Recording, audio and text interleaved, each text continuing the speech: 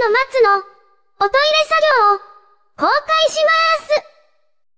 細かな話は長くなるので、のっけからトラックアックス PC で完成させた音声データを見ながら説明します。これが不知火の松の音声データです。上から映像、ナレーション、その下には効果音と音楽データが並んでます。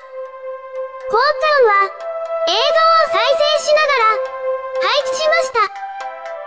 これらの作業は自己流ですから、これがおトイレ作業の基本的な正しいやり方ではありません。私がいろいろやっているうちに、最終的にこのやり方になったということです。では、おトイレ作業の一部をこれから再現します。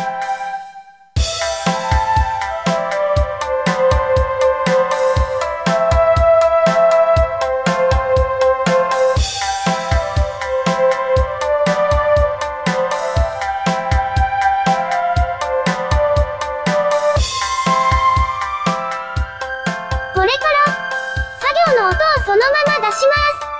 音が急に大きくなったり小さくなったりプッツンしたりします。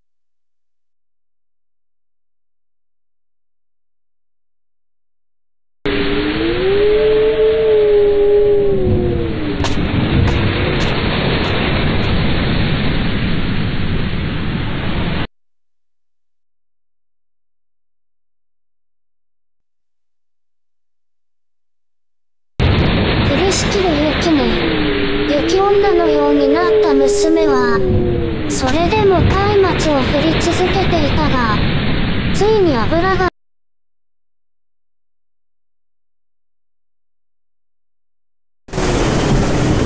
浜では、娘がたもとで吹雪を避けながら、松明をかざしておった。